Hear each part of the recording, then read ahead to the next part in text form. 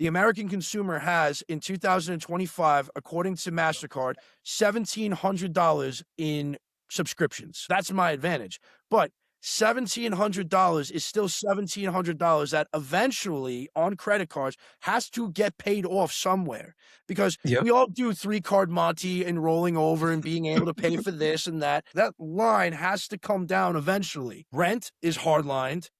Yep. Car note is hardlined. Food is hardlined. You can't go to work if you can't pay for gas. And you can't make rent if you can't go to work. Rent, food, and gas, or transportation to and from work, that I can't shake that. That is hardlined in the economy. So when that number keeps rising with this number, my margin of error is very, very tight.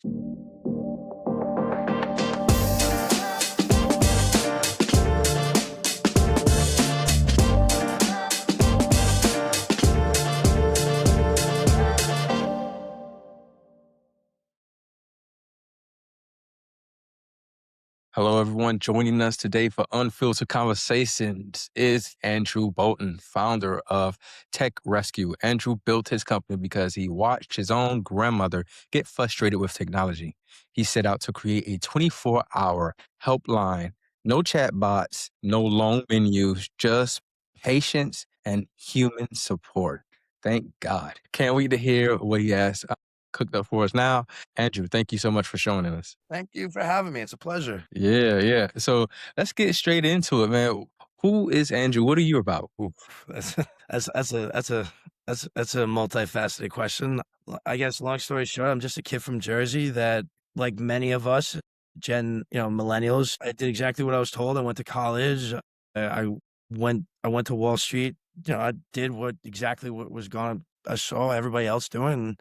I'm a survivor of the middle class in suburbia that, seems to be disappearing nowadays. And I've come to learn that you can do a lot of good and still make money. We don't have to be so capital centric and do away with many of the things that we've come to know as just common sense and decency, right? Like picking up a phone and you have a problem, there's somebody to answer the call, not a robot. Who wants to talk? I know who pushed this out. It's companies wanting to optimize, right? Which means just reduce staff. That's all it means, is reducing staff and increasing, annual revenue returns. But guess what? Over time, that's going to diminish because your service sucks, because nobody wants to talk to a robot. Well, that's who we are. I mean, that's really what we are. We're a people company. I love that. Like, so you said that, the middle class is going away. What do you mean by that? $5 a gallon. $5 a gallon here in New York. Let's see. The average apartment in New York City, studio apartments, coming in at like $3,500. $3,500 for 500 square feet in New York City. Are you fucking kidding me? You're fucking kidding me. You ain't wrong, because my mother-in-law right now, she's looking for a 1-bedroom studio apartment, and it is astronomical what they're asking for. Don't even bother. Don't even bother. Yeah. Dude, I don't know what else to add to the conversation that hasn't been chirped about and chimed about, in the past 5 years, 10 years. The only thing that I could say, and I've added to this, is I'll be one of the people that said, yeah, I saw this coming by math. All right. Yeah, cool. We saw this coming. All right. What is anybody doing about it? And that's the other question that isn't being asked. Okay, glad all of you saw this 5 years ago, including myself, but I'm a nobody. But all right, what's being done about it? That's the real question. So when we're talking about the disappearing middle class, we're talking about the fact that the standard that people could achieve, it's not a standard of living that's such a weird word. That's such a government and political word. The standard of achievement, being able to stand on your own 2 feet, being able to be able to make enough money, because either you have an idea that somebody pays for, or you do something that somebody pays for. It's one of the two. So you're getting paid for your time, or you're getting paid for a service or an idea. That should be something that can sustain you, assumingly. Grant you. Some more than others, some more important than others. Market and capitalism, right? Well, business hasn't changed. People's needs hasn't changed. People's wants hasn't changed. Maybe the speed and the rate and the availability in which we do business hasn't changed, but what has changed? I don't know, laws, regulations, and I'm not saying to get rid of regulations. All I'm saying is the only thing that has changed in all of these aspects is government doing anything. So people, this is the part that people don't understand. People are going to find supply and demand. It doesn't go away. Yeah. So it's like a river. You could put blocks and rocks and twigs and stuff in the river to slow it down, but eventually water will find its path of least resistance. It will still work its way around. Now what? This is what Yeah, happens. and I find it interesting, like you say, like, how does that affect your company? You having a business, a people business, right? And then the middle God, class is like literally going away. You want to pay your employees the right wages. You want to, but with all right, everything so this is happening with the all economy. right. So this is a two-pronged question with a multi answer. To answer your question in terms of the company itself, the American consumer is my consumer. So what they feel for $34.99 a month, I have to keep in mind that $34.99 a month has to correlate to something that isn't gas, that isn't milk, that isn't something of need. Because if we're looking at, and this is where businesses get this idea wrong and they think they're going to go ahead with it. But I look at it and go, my $34.99 a month goes where in the shopping list? Yeah. Now, grant you, I have a major advantage. The American consumer has, in 2025, according to MasterCard, $1,700 in subscriptions. That's my advantage. But $1,700 is still $1,700 that eventually, on credit cards, has to get paid off somewhere. Because Yep. we all do 3-card Monty and rolling over and being able to pay for this and that. But eventually, that line has to come down eventually. And rent is hardlined, car note is hardlined, food is hardlined, right? You can't go to work if you can't pay for gas. And you can't make rent if you can't go to work. And you can't get food if you can't go to work. So rent, food, and gas, or transportation to and from work, that I can't shake that. That is hardlined in the economy. So when that number keeps rising with this number, my margin of error is very, very tight. So I feel, and I am very consciously aware of the American consumer and how they respond to the current market. Now, for my employees, this is a whole nother topic and a whole other can of worms. The American employee that is coming to the market now, 21-year-old from college, what we consider college, which, by the way, 2026, 4 years ago, they entered 2021. Right?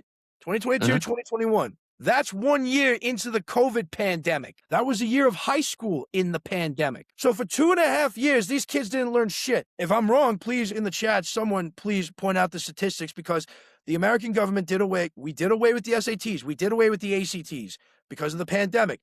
Kids were not held back for the 4 years post-COVID because nobody went to school. The Department of Education even came out with a study this year alone that showed that we had dropped to a 63 percentile capability in the world. Yeah. We've dropped to the 63th percentile. The average American in high school, so that's 18, has a reading level of the 8th grade. 1 in 3 kids in America cannot do algebra. So if you're asking me about my employees and my American employees, it is very hard to find capable people for this job because we have not taught them anything. We have all these kids coming into the market that are unworkable. I've seen these resumes. The number one job that I'm seeing getting added for these young kids is influencer. Jesus. Yo. First job, influencer. Yo. We've got a problem. Yeah, we do. Yeah, we do. And listen, here's the thing that nobody wants to talk about. And I don't mind being the bad guy. I wear purple today, but my pants are black. I look good in black. I wear black. See? My pants are black. I wear black. I'm the bad guy. I'm the bad guy. Don't worry. On every news network and all these other shows and everything else, you can go after companies and you can say this about the American worker and you can say that about the American worker and you can do this and you can do that. We don't live in a world where capitalism isn't the king. I, as a business owner, now go because of global economies, because of ChatGDP. ChatGDP just became the standard of BS. That's the standard now.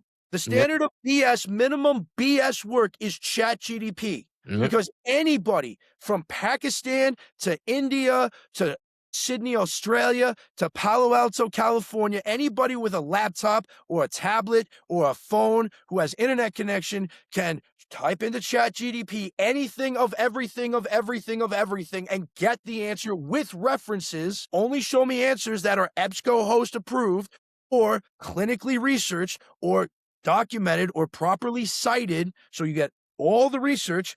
Boom, minimum effort. So the level of BS is ChatGPT. And by the way, that's 19. Hold on, I've been doing as a business owner. Yeah. Hold on, I'll tell you right now. It's 1990. ChatGPT is $19.99 a month because I love it to go through my Excel spreadsheets. The work it can do in Excel. Just My point being is the level of BS is $19.99 a month. So the American worker, the American worker now has to beat $19 and off. Well, can they? So this is the question that now needs to be asked because we're not asking the right questions. Everybody's talking, but I don't hear questions. I hear a lot of statements. I don't hear questions. What makes anybody coming into the job market worth the minimum wage? ooh, that's uncomfortable. That is an uncomfortable question. That's the question that we're heading to. Yeah. That's the question we're going to. If you look at China, what the Zing forum that was just this Yeah. month in terms of robotics, the question now on the table is what makes you worth the minimum wage? What are you bringing to the table? And it's a weird question, but guess what? I'm not the one that opened Pandora's box. You could get the whole internet and the chat world can get mad at me, but I'm not the one that opened the box. I didn't open Pandora's box. I'm just a guy from Jersey. I have a company. I have to live in the same world as everybody else. Guess what? My business has to compete with the Jeff Bezos of the world. Like, if you don't think that man who could find me interesting today come over and be like, boom, you're done. What, he can't? Jeff Bezos just can't go to any company and just send you an email? By the way, name your price. By the way, that's the world we live in right this very second. Right this very second, we live in that world. Yeah. Because Jeff Bezos also owns AWS platform. Amazon Web Services. So anything of interest that's getting built on his platform, which, by the way, everybody, you don't own your platform. You don't own your Facebook. You don't own your YouTube. You don't own your anything. I don't own the platform in which my business runs on.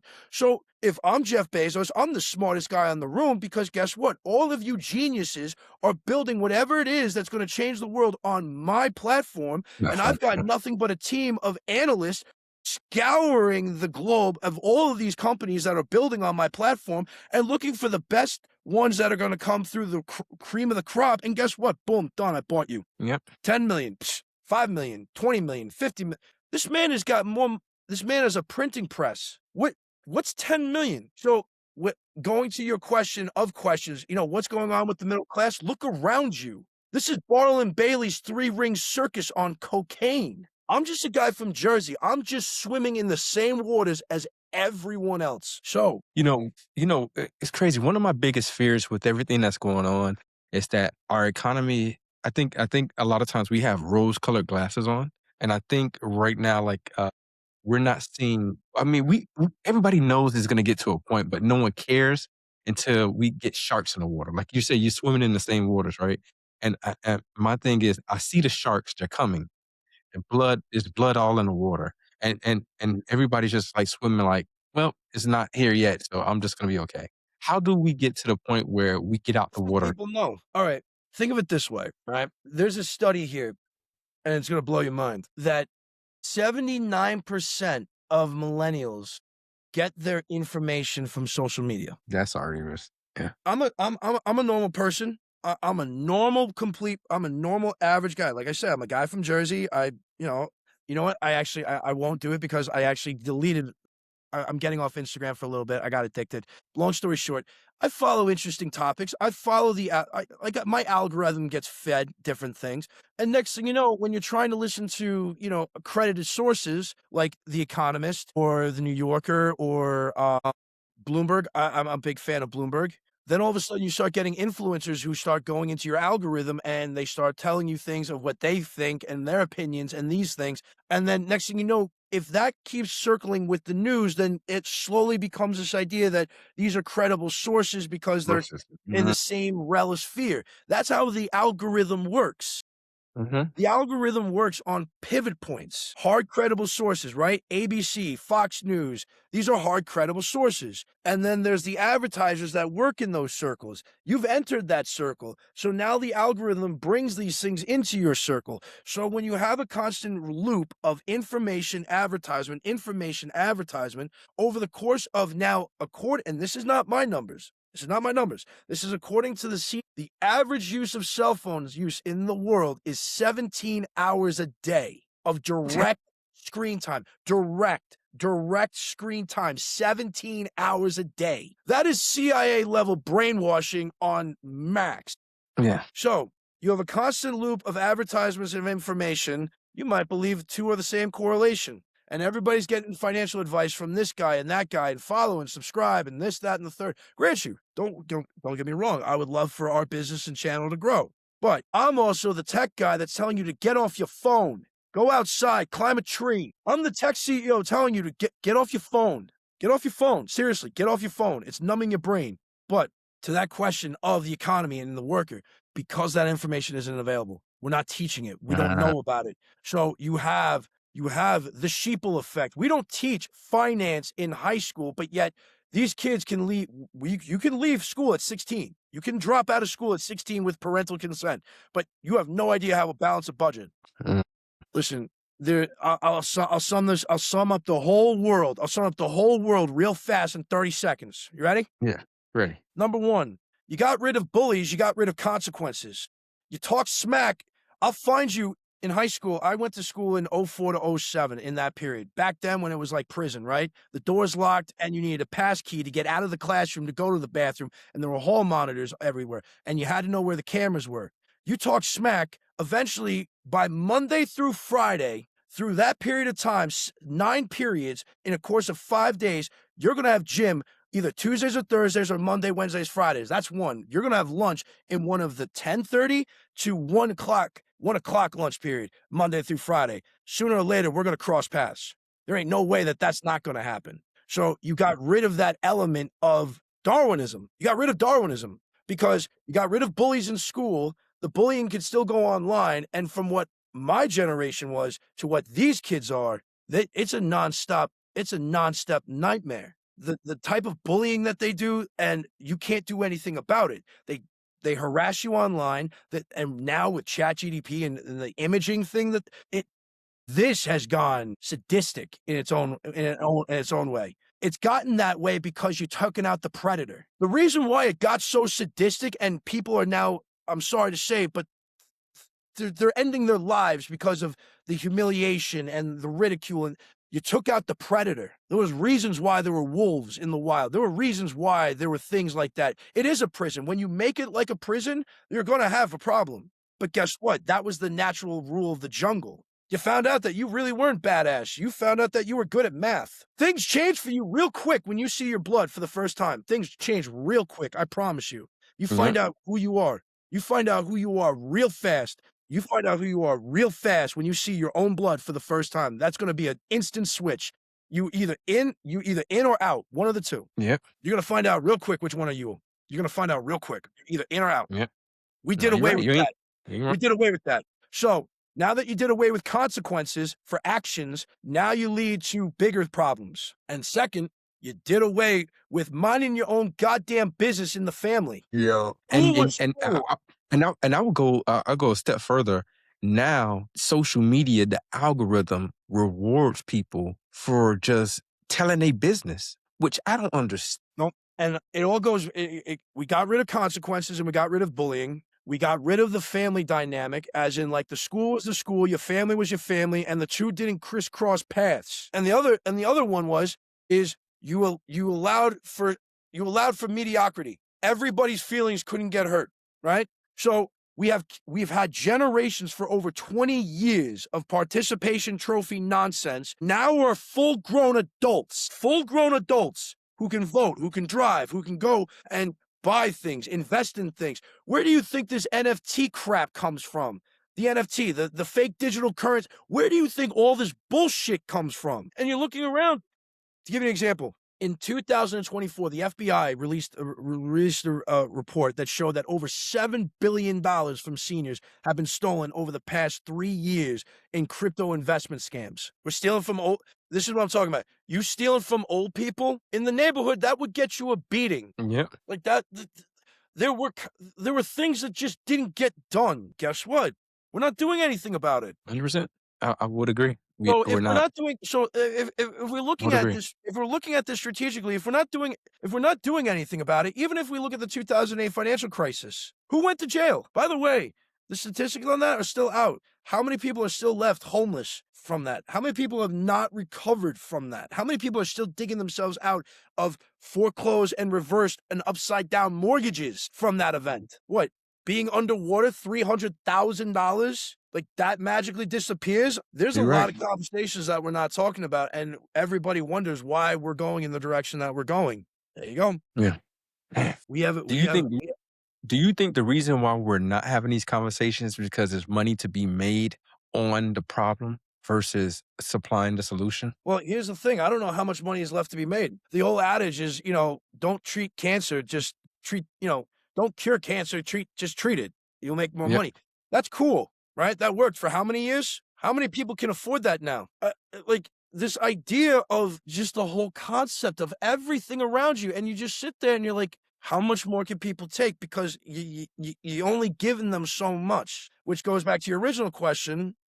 I'm being consciously aware of my consumer, and I'm consciously aware of my employees. When you have, I'm not going to name the name of the company because I don't want to get sued into oblivion, right?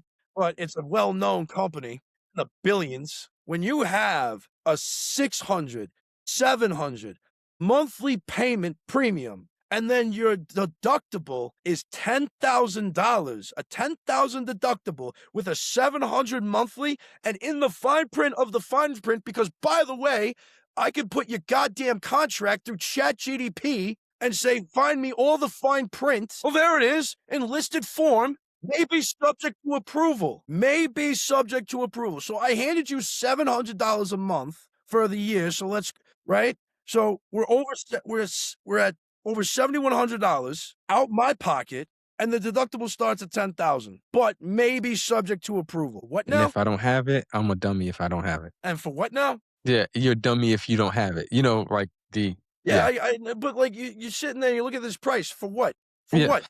Because I don't know what it is over by you, but in America, you go to the doctor, right? You go to a general practitioner. You have to start with the general practitioner. So that's 35, or depending if that's in network or out of network. So that's either 10, 15, 20, 30, 40, 50, even 75. If it's out of network, you could be 150 for that doctor visit. So he could write you a prescription to go see a specialist. Now that specialist could run you 75 in-house or 150 out-of-house. Now that specialist is going to tell you that you need to do this test. Okay, well, that test is now $700 out of your pocket. For some odd reason, it's not covered by your insurance company, because the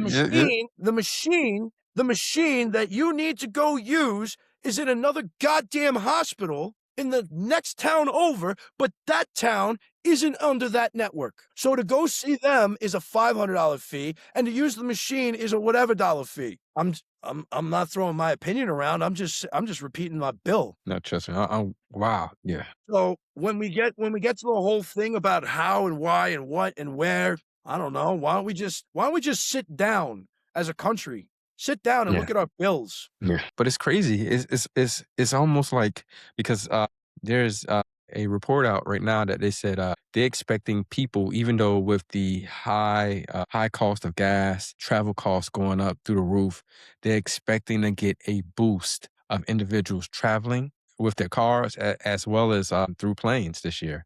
And I'm like, how? How is that possible? But everybody talks about the economy, but people treating it like the economy is not a problem. Here's a simple test. I used to do this when I was trading in my earlier career. Go to a grocery.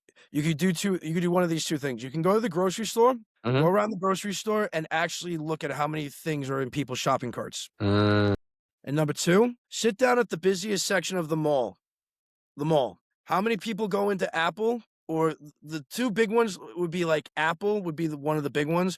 Or like how many people would go into, like, Apple was my big one because of technology, and I was looking for the Christmas break stuff.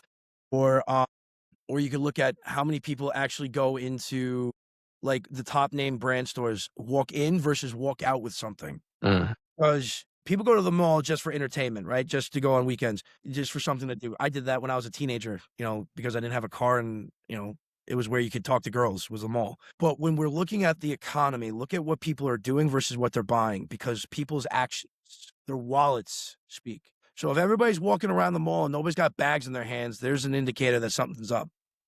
Because remember, we're in America. We live by the credit card. But the credit card has a double-edged sword. It's an interest payment at the tail end. How much are people paying? How much of that interest is eating at people is the key question, because that determines everything. People can play 3-card Monte for a long time until it becomes too expensive. And that's the game that the U.S. economy is playing. Is it's becoming very expensive to play that 3-card Monte game. I don't disagree with that statement at all. Oh, man. Where It's it's an interesting conundrum. It is. It is. And here's the controversial topic that needs to happen.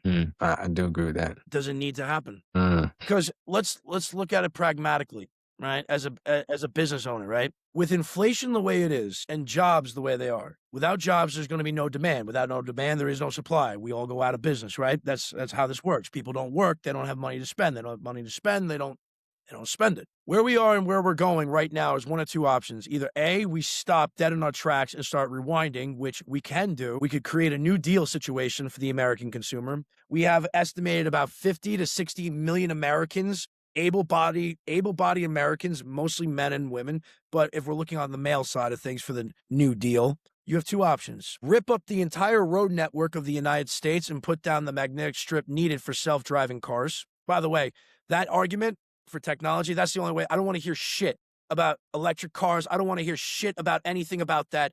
I don't care. I don't care what your argument is. I don't care what your radar system is. I don't care if it came down from a UFO from the planet Mars. I don't care. Self-driving cars and a self-driving autonomy USA is never going to freaking happen until every road, every driveway, every freaking parking lot has been ripped up and this magnetic digital strip goes down each and every lane and road that will read from the car to the road to the distance to the car in front of it, to the car in front of that, to the car in front of that. Because until then, you still have a variable X, which is human in any mathematical equation that you could put on. And the only sure way to control that ecosystem world is that you make non-self-autonomous cars illegal, which, by the way, in 20 years, who knows, they might do. That's the only way that it happens, because even if you have these robotic cars on these magic strips, you're still going to have people with a car that can zip and zoom and zip. So the only way to control that X factor, that variable in the equation, is what? Remove it. So mathematically, I'm not talking about politics. I'm not talking about your personal feelings. I'm just talking math. The only way that world exists is that you have the magnetic strip that allows for the self-autonomy cars that goes on a quantum level. Every car on every road, on every street. That's the only way it happens. And you need the entire population of the country to be able-bodied and willing to demolish, transport, dump, lay down new road, and clean up. Number two, build an aquifer. Why this country has never built an aquifer from the southeast of Florida, Mississippi, Alabama, up to California and Oregon, where the forest fires are, makes no goddamn sense. The Chinese can build a brick wall for thousands of miles, and the United States can't build sub-pump stations every 100 miles to pump flooded waters from hurricanes from Louisiana to California? Are you kidding me? Well, that puts how many jobs does that create? The trickle-down effect on that one. From the southeast all the way to the northwest. Hey, President Trump, there's your 2028 plan right there. Put everybody back to work. Build the road, create an entire aquifer system for the United States. No more forest fires. I don't know why that's hard, which is why my business is in existence, which to me is always mind-blowing. Customer service is not a premium service. I don't know who decided to do this, but customer service, calling for help on a product that you made, Yeah. a product you made. Yeah. You can't be bothered to answer questions. You can't be bothered to hear a complaint, a suggestion. And they did it away with on purpose. They did it away for liability reasons. You can't sue a company if you don't know who to contact. And you're not wrong. And there's a company. So I used to try to mess with meta ads, right? And basically messing around with meta ads, something went wrong, and I tried to call it customer services. This was like, I want to say like 2.5, maybe 3 years back, and I ain't getting no one. And I was looking for that customer service number, but they Never had get this it. like, Oh, and they got rid of the email in which you can call, and so you had to go through their that form, and mhm. then they had, the form, and then the form will get a chat bot and talk to you. And then I was trying to ask for a human. I was like, "Hey," and it kept giving me the list of prompts and You stuff, and I'm like, "This does not help me at all." And so, long story short, I end up, it gave me someone to talk to, but then that person wasn't there, and then I had this, Meta ended up sending me an email, and it was, when I say it was long and drawn out, it was to the point where I just like, "Screw it, I'm just done." That is business in 2026. F you pay me. F you pay me.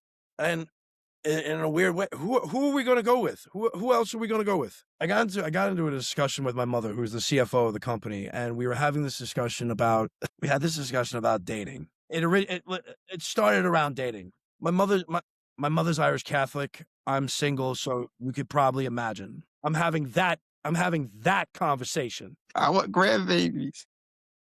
Something like that. Something like that. Well, the conversation was like, you know, when I was dating, I said, "Yeah, ma, when was that?" She goes, "That was 1974. That wasn't." I'm like, "Ma, 1974 was a little different back then. Bell Yeah, bottoms were around." She goes, "I saw bell bottoms the other day." I said, "Yeah, I know. That's why we also exist, because customer service is a premium service, apparently." oh my goodness. It was this argument back and forth about the way things were and the way I'm like, "That isn't today. That hasn't been today since I can't remember when." Yeah, yeah, Companies don't stand by what they make. They don't stand by what they stand for. They don't take accountability, which goes back to one of our earlier conversations about consequences. yeah. We don't There is hold none. anyone accountable. Yep, So we complain about products sucking, right? We say all these products suck, all these things suck. You keep buying them. You keep buying them. You vote with your wallet.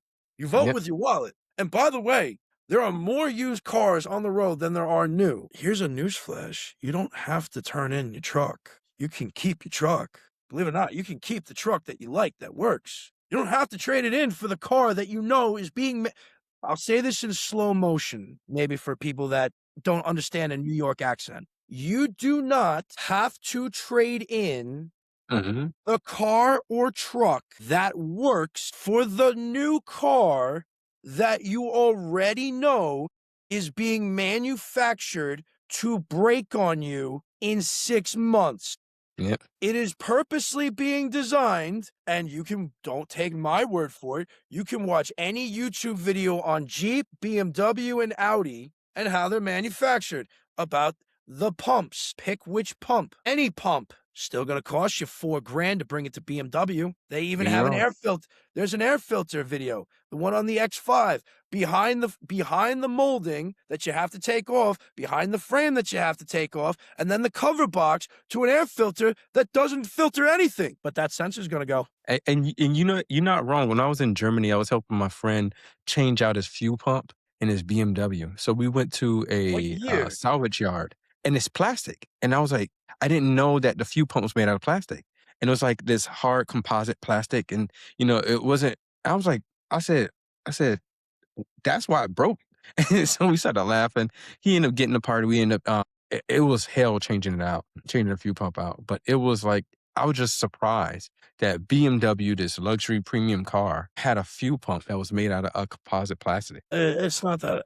That's not hard to imagine. It's Well, it's everybody. not nice. So the reason I say nice is because, they hype it up to be, as, something like, well, I would say not It's they, Americans hype it up, I would say. no. It's always been a status. It's always been a status. That's what you're paying for. You're paying for Yeah. status. Yeah. and this goes back it all goes back to consequences and accountability. If you make something if what is purchased in mass, collectively, we as a society, this is the part that economics where people don't understand economics. Uh, Economics isn't just the study of money, it's the study of behavior. It's the study of human behavior. What the best piece of advice I ever got in business was this: money is the result of you being right in your outcome. Investing. When I was a trader and a broker, money is the outcome of you being right. The study of economics is the study of humans and how money affects the decisions that they make.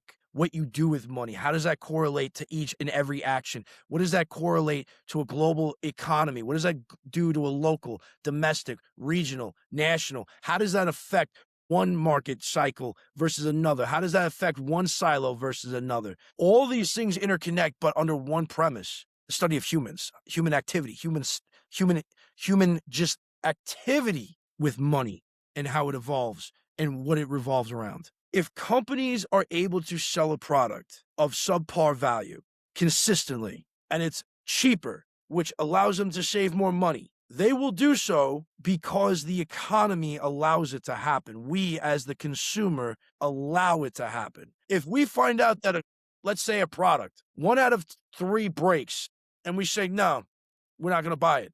They come back, and now 1 out of 5 breaks. We accept it. It might come down to 1 out of 4 because they can see how much they give away. If you keep resisting it, it will get better. Companies will eventually, and this is the other aspect of the coin. This idea that companies are elastic is bullshit. Companies will figure a way to balance quality, product, and income and revenue. We'll figure a way to balance it. We will find the best quality product at still the minimum cost because because the consumer, the market demands it. Because I can't get away with selling a subpar product. So I will source the best quality for the best price for my profit that will be accepted by the market. And because there's a demand from the market, the supplier will also lower their price to compete with their competitors. yep. So the only thing that's blocking good quality products is you. Because yep. You tuning in right now, listening right now. You don't have to buy the newest thing just because it's new. Believe me, if a lot more of you people don't buy what's brand new because it's new, people will start making better things because it costs a company money from R&D, research and development, to come up with a product, to test it at its bare minimum now, then to market it, to sell it, to distribute it. If the product doesn't sell, those shelves have to be cleared, and the company then has to possibly buy back its own product. That is a loss, and people lose their jobs because of that. Managers and product development and engineers lose their job because a product never sold and had to be purchased back. That's double the cost. That's the cost of it being developed and manufactured, and that's the Yep. cost of bringing it back. You do that enough times, companies will get the message. No, facts. You're not wrong. We've allowed it. We've allowed bullshit. Man. This is what I do. This is what our business does. We are on the receiving end of this. We are a hotline. So for us, in our SOP manual, right, that people have when they're training, on the first line, on the first page on the digital PDF, right, it says every call is somebody's most important someone. Somebody signed up Nano, or somebody signed up Dad for this. That's somebody's important someone. So you take that Yep. seriously. So if you don't take that seriously, eventually I'm going to hear that phone call because I do Q&A. I'm going to hear that phone call and I will find out who it is. And I will make sure that if that is not up to quality of what my mother would receive or what you would expect from your mother, you're gone. You're gone. We deal with the aftermath of these products. We deal with the aftermath of these companies, right? The world is completely different. Nana is on Tinder. I'm not lying. No, you're not. Trust me. Yeah. I personally, about a year ago, I personally had to instruct a gentleman, a more senior gentleman, how to send a explicit picture. Yeah, I had to walk him through that process. We used a picture of his dog to test, but I know what he did after the phone call. Yeah. That's Pop Pop. He was 72, by the way, if you're wondering. My man, it is a whole new ball game out here. It is a whole new world. Whole new world. Hey, I'm staying married. My young troops be telling me all stories. Like one of them told me, he's like, man, I said, it's pretty girls everywhere. He's like, nah, man, it's not the same.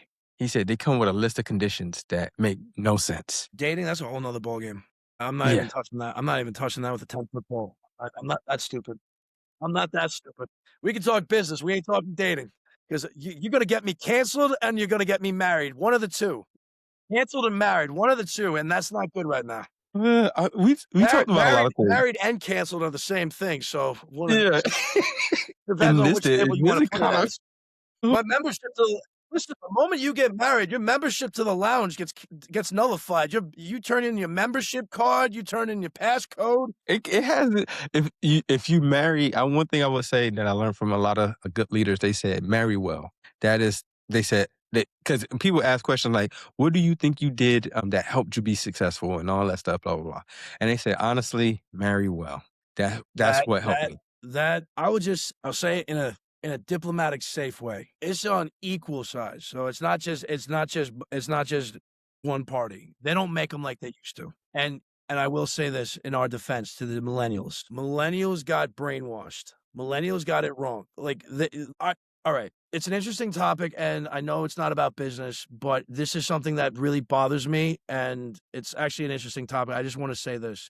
And I never had a real chance to express my own opinion on this. I'm an 89 kid. I'm divorced. I'm an 89 kid. I'm divorced. We are definitely the products of a very warped society of social media, right? We grew up on Real Housewives. I was coming up through my mid teenage years with Jersey Shore. I think, a freshman. I was a freshman in college when Jersey Shore went on the air because I was at school in Pennsylvania. I was out of school in Pennsylvania when that aired, and that was an interesting experience to have that on TV. So you take all those factors in. We don't know how to be normal. And you ask the question, then what is normal? That's another aspect. What is normal?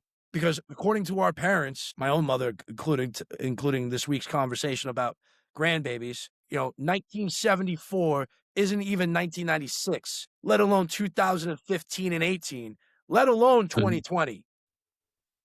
All right, so that's out the door. So we're not even going to bring that topic up because I Yeah. have a very harsh message to the audience. Nobody ever said that you're going to get a happy ending. Mm, mm, Who the f mm, who the f told you you're gonna get a happy ending? mm. Listen, I'm not trying to be the boogeyman. I'm trying to be the cousin or the brother or the guy in the corner telling all of you guys to wake the fuck up. Wake the fuck up. Nobody's coming to save us. Nobody is coming to clean this up. Nobody Yeah. is going to make this better. We have a society that doesn't talk to one another because, by the way, that's my business in a roundabout way. My whole business is Mhm. people want to talk to one another. I wouldn't exist if we actually knew how to sit down at a coffee table and talk to one another. But no, we would rather do this all day long for 17 hours a day. My Yep. business shouldn't exist, but y'all with a capital double L, y'all are cracked out addicted to this. So I exist. Yep. Yep. I exist because you need your fix. So I'm here to fix your fix. That's a problem. Y'all Yep. addicted. Yep. And if you're addicted, how are you going to know who's good and who's bad and who's right for you? Because if all you know is this bullshit, Yep. You get the same endorphins, who are you good, to bad, or say to different. anybody, oh, I don't like camping? When's the last time you've ever been camping? How far? I live in New York City. Okay. How far into Central Park did you actually go? You went camping. Okay. You ever see the Adirondacks? Probably not. How do you know you don't like ballet? Because what you saw on something, you've ever seen the Russian ballet when it ever comes into New York City? Spend the $500. Watch the very best ballerinas in the world show you what ballet looks like. Get your mind blown. This ain't gonna blow your mind. Watching something in real life, gonna blow your mind.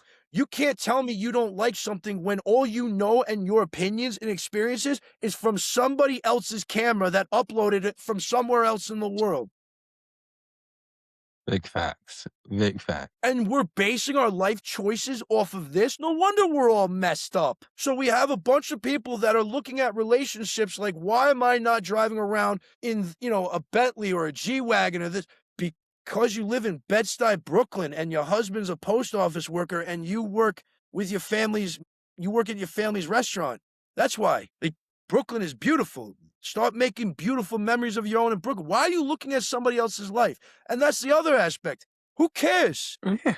This is my generation. I don't know what came about us, but who the cares? Who cares? I can't tell you how many dates I've been on, and it's a beautiful place. And all of a sudden, blam, the big flash of light, and we're taking a picture of a food. Who the you sending a picture of your food to? Do you have a doctor?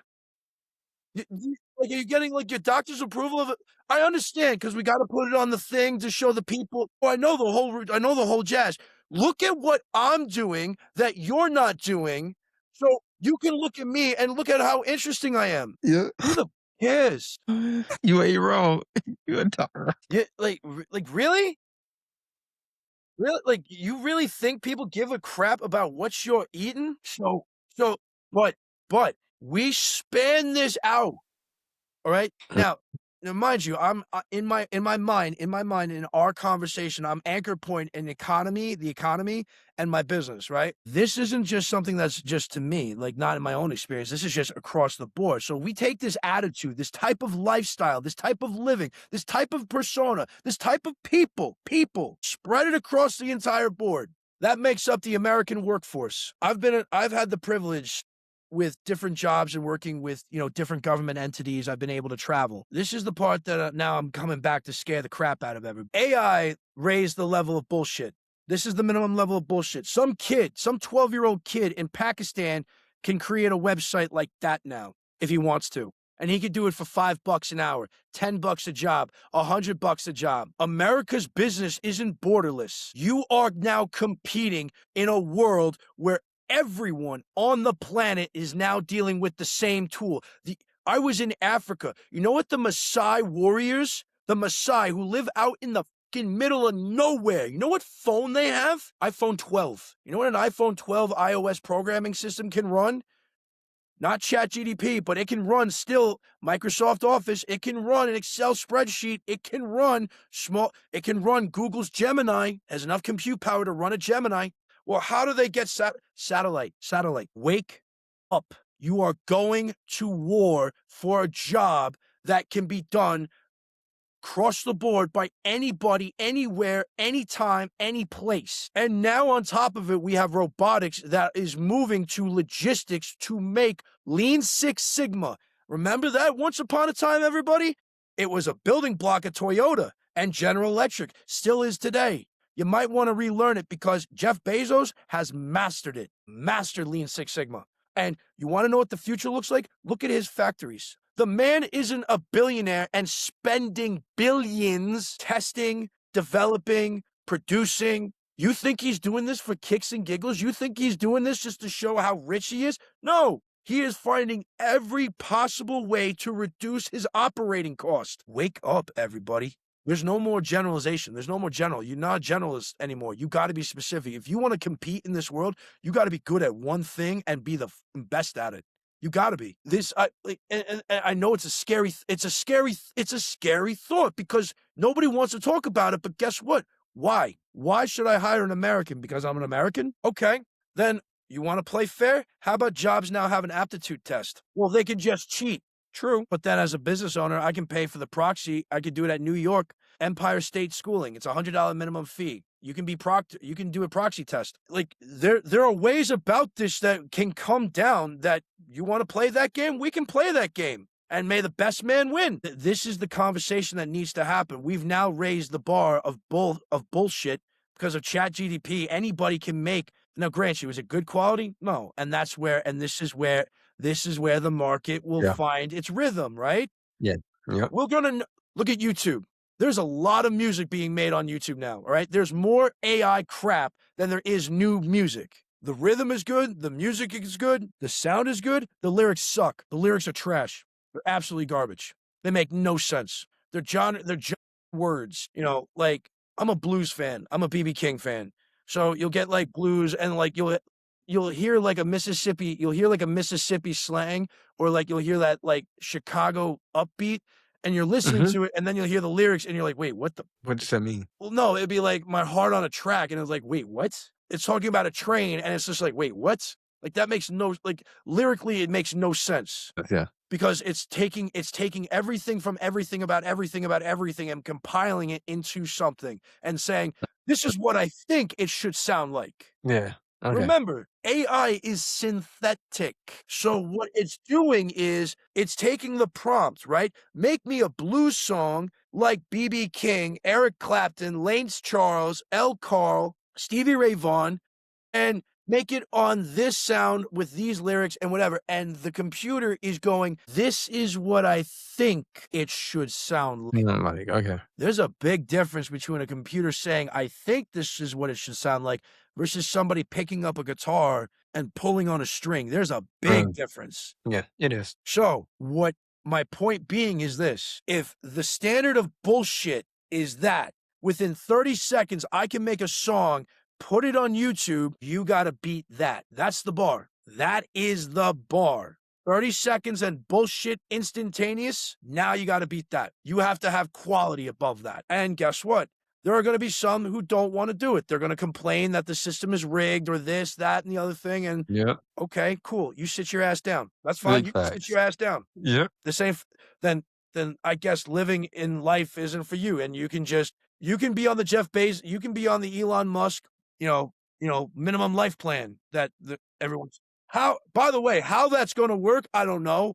I actually heard this conversation on in the airport, just the whole the whole Elon Musk, minimum wage for everybody. I went, okay, who's paying? Yeah, because y'all won't. Really? I mean, like this idea of like universal income, cool. Who's paying? I don't see the Bank of England raising its hand going, oh yeah, we'll be the first one. So my point being is this: we need to take 5 steps back, calm the down, and look at reality and go, all right, what is real and what is not real? Universal income is not real. That's bullshit. That's not happening.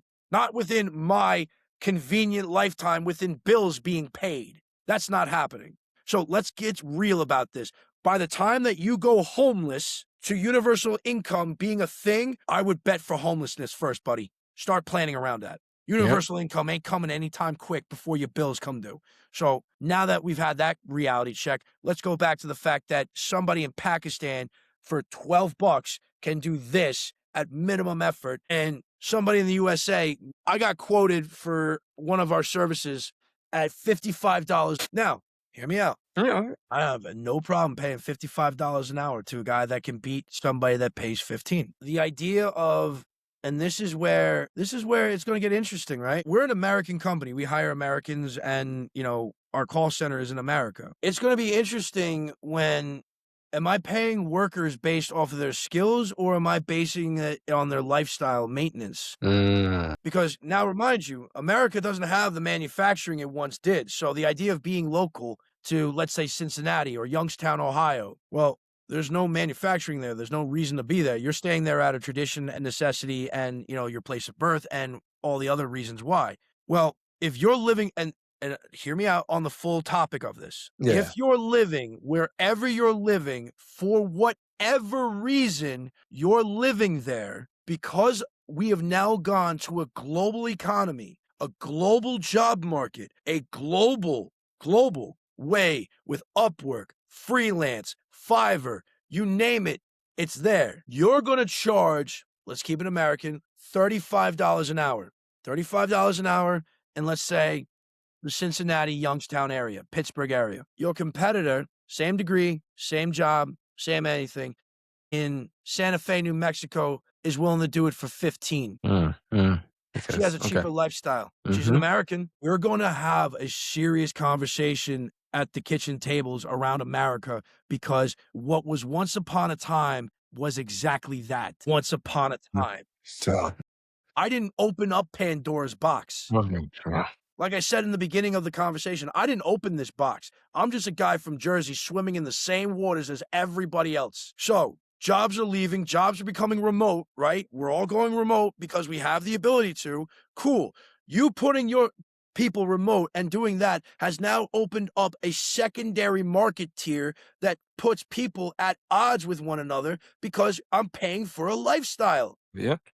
The New York Yep. City lifestyle is going to be $55 to $75 an hour because rent is $4,800 for a one-bedroom, one studio. So why am I going to pay $75 an hour? Why am I going to pay $75 an hour when I can get the same job done at 15 in Santa Fe, New Mexico? You wanted You're not wrong. capitalism. You wanted to open up the floodgates. Well, here you go. And that's just staying in the United States.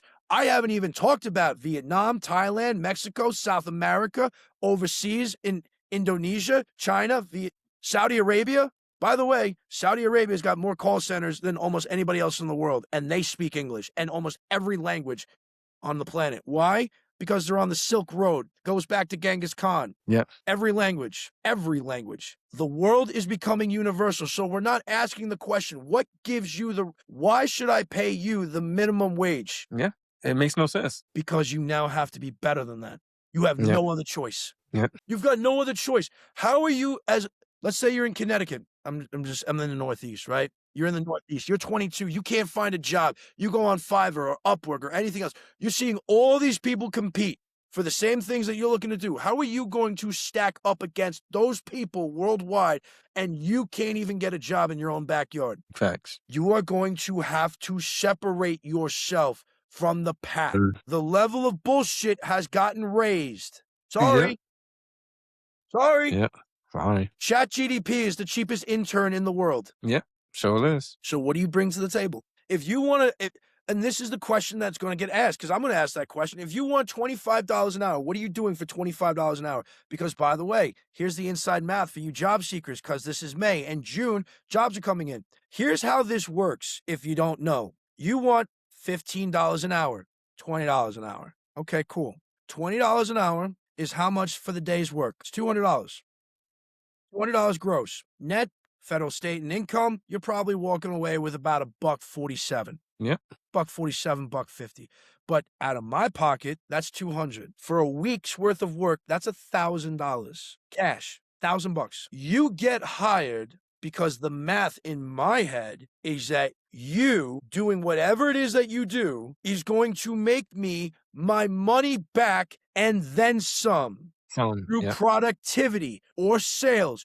One of the two. Either you're doing something that makes the company money by being efficient, or you sell a product directly for the company. You have to add value. So you have to tell me you're going to add value by X amount to my bottom line by how. Because you want $15 an hour, you're going to have to do $32 an hour in work.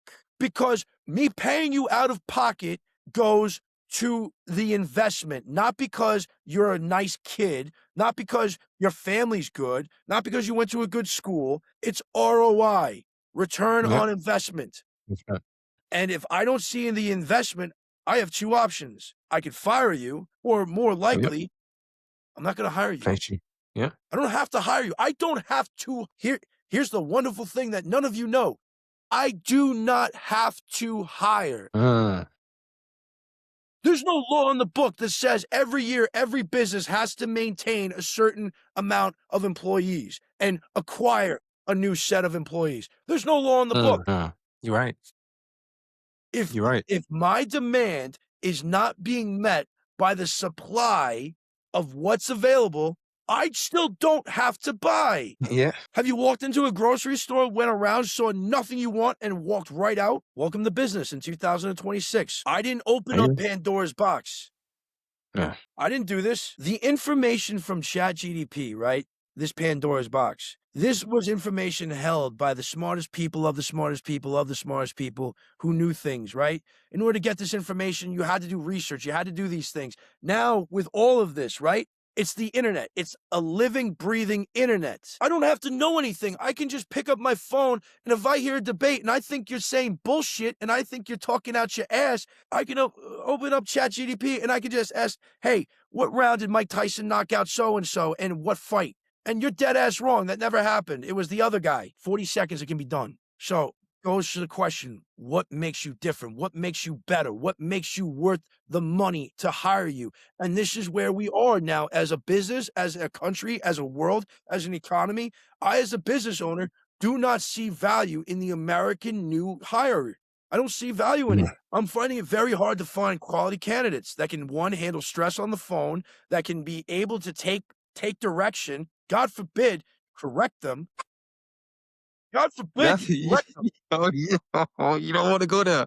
You do not wa oh, yeah. I don't care about your feelings. I'm not paying you for your feelings. I'm paying for you to do a job. I'm paying you to make somebody else feel better. I don't care. Now, mind you, we're a family company, and I try to treat everybody with respect, and I try to treat everybody fairly. I like to say that I'm fair, but if you can't take direction, if you can't, and this is the other aspect too, if I can give some advice to the young ones, this isn't your company. This is my company. This is my business. Yeah, Thank you for telling me what you think, yeah, but I'm the one that pays the bills. I'm the one that yep, writes the checks. yep. So, If something's wrong, you the one who have to deal with the, it's not a matter of wrong. state regulator. It's not a matter Yeah, of right or wrong. It's just the way that this generation talks to yeah. anyone. I'll be doing new introductions, and we'll be in business, and I'll have somebody from a new hire, and it'll be a conversation, and it's this lack of decorum, I should say. Mm, It's one of those moments where you do realize that I'm your boss, right? Like, this is a work environment. Like, I'm not, I am the worst in the hierarchy of people that you do not have like these conversations with. I'm at the top of the list that you really shouldn't be having these kind of conversations. This is work. big facts. I'm glad you had a pleasant time, and I'm sure that in my younger years, I know I have a baby face for 37. I know Yeah. sunscreen and moisturizer. I know, sunscreen and moisturizer. You're at work. This generation, these young individuals, these young adults haven't been prepared to be adults. And my business is far more important and means more to me than hiring a grad from 2026. They don't work. They don't want to work. They have no initiative. They have no drive. They're not creative. They're overly entitled. They have no decorum whatsoever. Yeah, yeah, First off, I'm not bro. yeah. Mm-mm, mm-mm, mm-mm, mm-mm, mm-mm. That is the wrong. That is interview last week.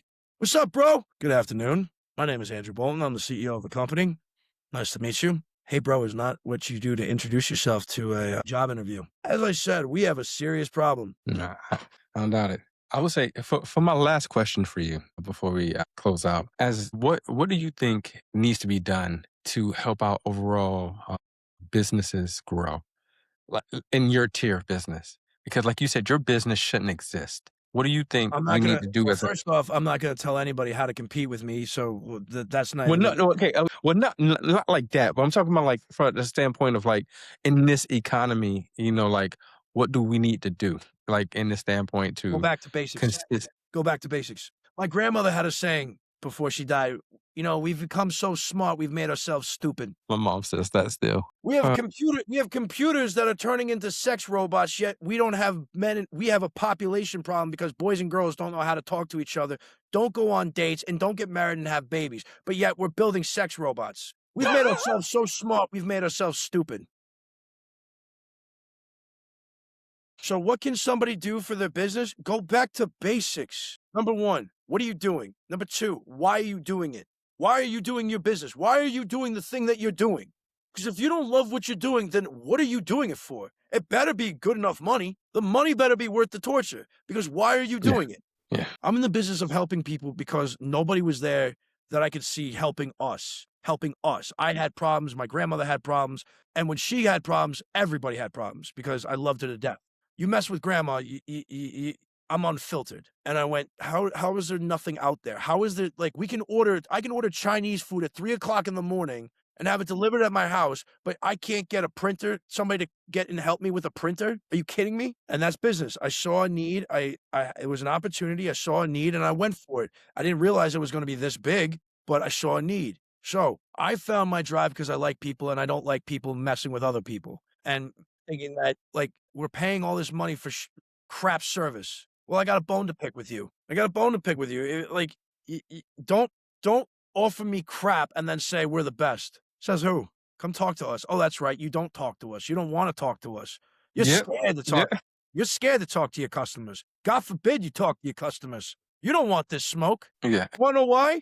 You know why you don't want this smoke? Because if companies listen to what Disney wouldn't have the problems it does. If Disney actually locked itself in a room with its fans, It would be a whole different story, but guess what? We keep seeing what we see. Yeah. Where you can to answer the question the most directly is go back to basics. What is it that you Yeah. do and why is it that you do it? Find the passion and the joy in it and now become the best because you're going to be competing with everybody. And guess what?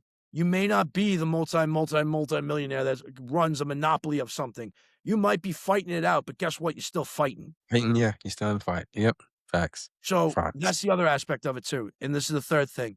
You're going to have to get a reality check of what lifestyle you're trying to afford and what you're trying to do. Because if you're going to be a plumber and you're going to try to compete on the G-Wagon and clubbing every night scene, your math ain't going to math, buddy. Yeah. Sorry. Facts. If you're an Yeah. Amazon warehouse worker at $22 an hour, McLaren lifestyle, bro, you're not. Let's get that out the window. Let's have a real conversation. You're a Toyota Camry. You're in the Toyota Camry department. Like, Yeah. let's get a reality check. This is the other thing too. A lot of people are complaining about a lot of shit because they're trying to compete with a lifestyle. I mean, I understand. I understand with inflation and $22, but I remember being 16. Now I know I'm doing what my mother does. I know.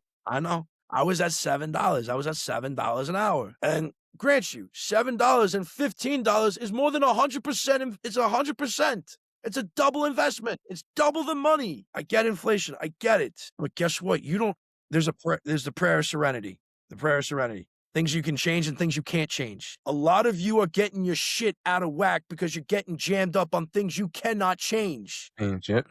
You are not a member of the Federal Department of the Reserve. You're not a Federal Reserve member. You're not changing interest rates. So get that off the table.